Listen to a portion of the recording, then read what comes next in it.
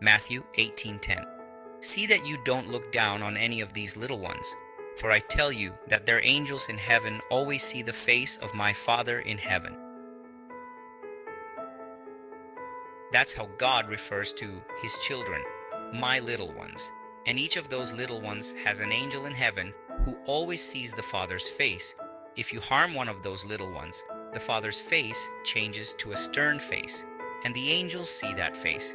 If you do good to one of these little ones, the Father's face brightens up, and the angels see that face too. The prophet said, all of a sudden you'll feel something warm run over you, 'cause that angels just got near you. Each of those angels knows God's little ones.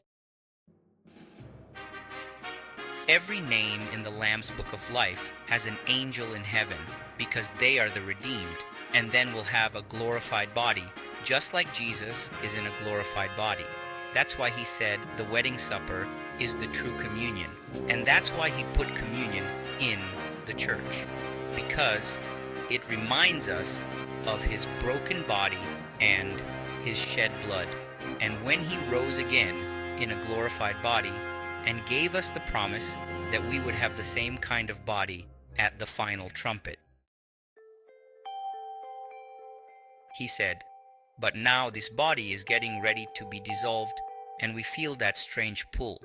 You're listening to your theophany, but if you're not on the channel, you just feel goosebumps or something. When wintertime comes, there's an intelligence that tells the sap in the tree, go down to the root and hide. Remember Brother Branham and that unbeliever? The prophet took the apple tree in that man's orchard and won him to Christ. He said to him, what intelligence tells that life to go down to the root when winter comes? What about the rainbow trout? It was born in a little stream. Then, as it grows, it goes out into the ocean some 4,000 miles, and at a certain season, there's a law of navigation in him. And when that season comes, he turns right back around and comes right back to that birthplace, the place of his origin.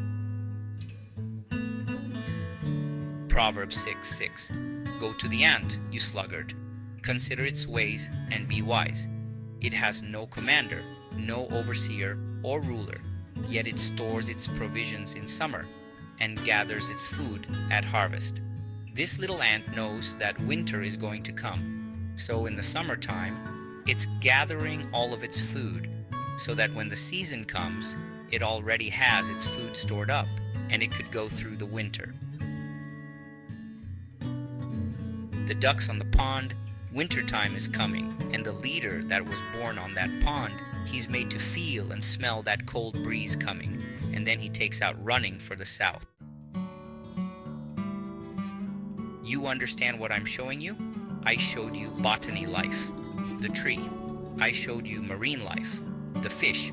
I showed you fowl life, the duck. I'm showing you animal life. They all lived in God's provided way. They never did get away from the original way, so by living in that channel, they're being contacted from another world, giving them understanding of the season. And you mean to tell me that Christians don't know the season that they're living in, and those ducks will navigate by the sun, moon, and stars, and go straight to thousands of miles away where there's warm weather, and then come right back after the cold weather's gone, right back to the pond where they were born. How many knows that man is like a tree? Man is like a fish. Man is like the fowls, an eagle, a dove, a hawk, a buzzard, different types of men represented in the fowl life. What about the cows and the birds against the wall, taking shade in the heat of the day, and before that big earthquake comes, they get a broadcast and get away from the wall? And the prophet said, if the birds and the animals and all these things can be directed and guided by God in a time, what about a church that claims to have the Holy Ghost? He said, We feel that strange calling.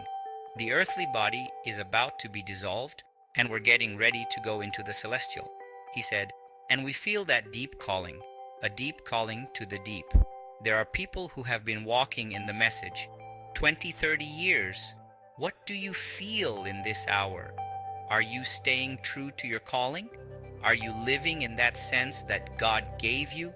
Because the birds feel, the animals feel, the fish feel, and they can be guided, and they don't have a soul. You see, the message is not a new religion. The message is bringing us back to living in God's provided way, so that we can be guided again by the Spirit, the dove leading the eagle. We're at the dawning of a new day. The earthly body is now ready to be dissolved. We're getting ready.